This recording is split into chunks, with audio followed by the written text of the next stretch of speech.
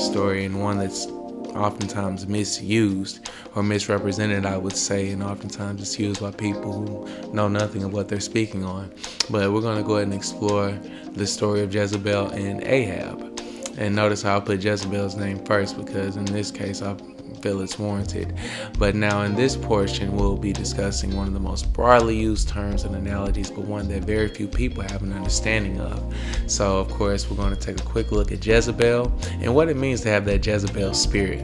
But of course, on this channel, before we can examine this first, we will take a look at her husband Ahab and what he stood for. So we're going to start off in 1 Kings verse 29. And in the 38th year of Asa, king of Judah, began Ahab the son of Omri to reign over Israel. And Ahab the son of Omri reigned over Israel in Samaria 22 years. And Ahab the son of Omri did evil in the sight of the Lord above all that were before him, as if it had been a light thing for him to walk in the sins of Jeroboam the son of Nebat, that he took to wife Jezebel the daughter of Ethbaal, king of the Zidonians, and went and served Baal and worshipped him. And when he says following in the ways of Jeroboam, that's basically erecting certain places of worship for other gods and not destroying those. You know, if you read anything in the scriptures, the Lord is a very jealous God, and so that's a big no-no to worship anything before him. And so in verse 32, it says, he reared up, and just as I was speaking, reared up an altar for Baal in the house of Baal, which he had built in Samaria. And Ahab made a grove, and Ahab did more to provoke the Lord of God, or to the Lord God of Israel, to anger than all of the kings of Israel that were before him. So a few things here. So off the top, we see a man clearly confused. He definitely knows the God of his forefathers and ancestors, despite his father also being considered to be evil in the sight of God, which you can see if you read the book of Kings. He takes it a step further, and it's my belief, while the marriage more than likely was an excellent business move from the outside looking in, he has empowered this woman from the start, renounced the God of his people, and erected altars and groves for Baal in the name of this unclean woman, and proceeded to allow her to run things as she saw fit with this with little impunity. You know, please understand the Lord is a jealous God, and he has always preached separation and against marrying outside of the culture for this very reason. In biblical terms, I'm almost certain Ahab understood the difference, so we have established that Ahab already came in bending the knee, so to speak. If you've watched Game of Thrones, that's a quick reference to that. Now, one thing about Jezebel is, she wasn't playing at all. She was a very, serious woman. So the Jezebel spirit relishes, and it grows the more that it goes unchecked, and the more authority it is given, in my opinion. And it grows literally on the backs of weak men, so to speak, as we see here. Now, she immediately tried to kill all of God's prophets. This is the first thing that she does. So she's really stepping for what she believes in. She's worshiping Baal. So the Lord of Israel, all y'all gotta get out of here. It's not good for y'all. So she kills all of them except for 100 Obadiah had hidden, which was one of the people in her council. Now, one of the key parts of the story consists of the prophet Elijah going against Ahab and Baal in the name of the Lord. And he calls fire down at certain points, and they have a huge standoff from heaven, and he goes on to openly kill Jezebel's 450 prophets of Baal. And, not to go in depth on the story, but after Elijah witnesses the Lord perform this miracle, he later flees off for his life scared. This is how serious that the word of Jezebel was. Like, they knew she was really about some action. So Ahab, Ahab is scared, which is her husband. Elijah's scared. Everybody's just scared of this woman, man. And basically she has the authority of the king, and basically she can run around and do whatever she pleases. So in chapter 19 of verse 1, she sends word, since you killed my prophets, I'm going to kill you by this time tomorrow. And however, Elijah going on the run, she is not successful in doing this. And moving down to chapter 21, we really get to see Jezebel in her purest form. Now I want you to pay special attention to this. So we know this spirit thrives on the back of a weak man. We've already went over that. In this case, it's Ahab. So her husband wanted a vineyard from a man named Naboth, and he desired to use it for a garden. However, he is denied by Naboth, saying that this land has been passed down for generations by his family. So in true weak fashion, this man goes home with an attitude, refusing to eat any food in his royal chambers. He's crying, just throwing a hissy fit, almost, just so his woman will come in and ask, well, baby, what's wrong with you? And almost like he's wanting her as a big brother or something to get some straightening for him. So let's take a look at what happens here in verse 4 of chapter 21.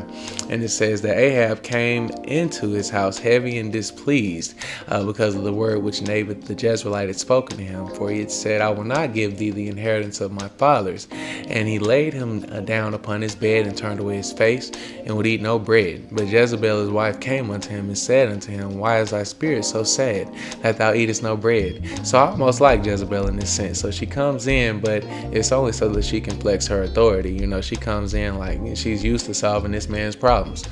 Lord. But anyways, he said unto her, because I spake unto Naboth the Jezreelite and said unto him, Give me thy vineyard for money, or else, if it please thee, I will give thee another vineyard for it. He answered, I will not give thee my vineyard. And Jezebel his wife said unto him, Dost thou not govern the kingdom of Israel? Arise and eat bread, and let thine heart be merry. I will give thee the vineyard and Naboth the Jezreelite. So again, she bringing words of encouragement to this man. And even she has no regard for integrity or, anything like that. She's just, you're the king. You take what you want to take. What do you mean? And then watch what she goes on to do. So here in verse 9, or verse 8 rather, she goes on to she wrote letters in Ahab's name and sealed them with his seal. Again, and sent the letters unto the elders and to the nobles that were in the city dwelling with Naboth.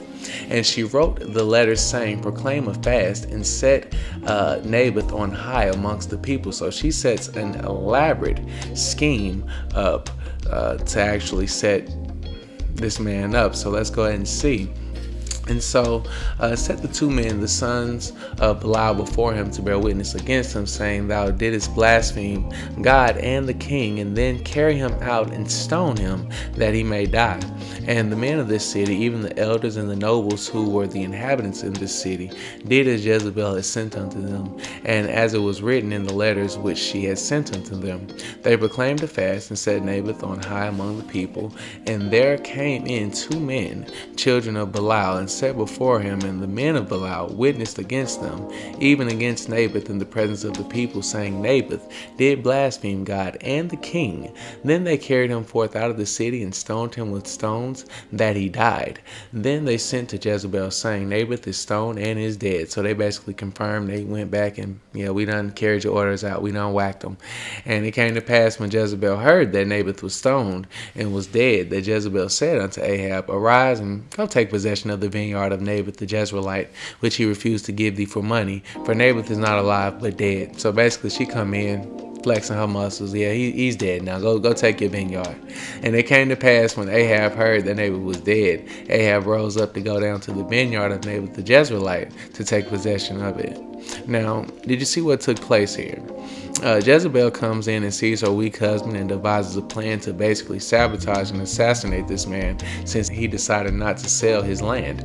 She does this in a very cunning way, which reminds the king of what his position is, but allows her to flex her authority over him in this situation. So definitely keep note of that. It looks as if the man is doing something, but she is really flexing her authority, and she's doing so in a foolish manner with no regard to anything.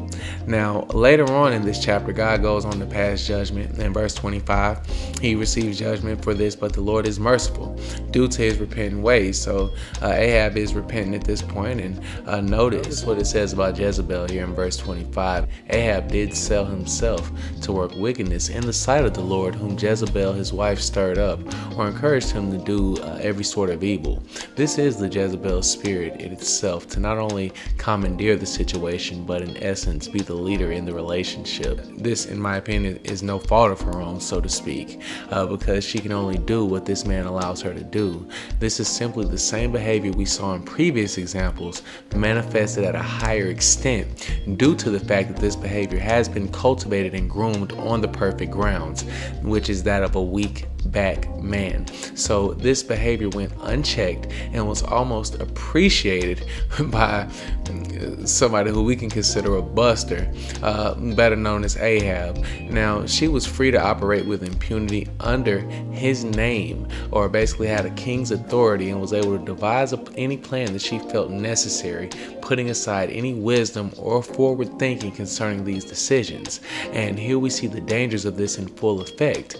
However, if you wish to see the results or the end of the story for Jezebel, you can find that at the end of chapter 9 of 2 Kings on your own time, and it's a very interesting, ending to say the least.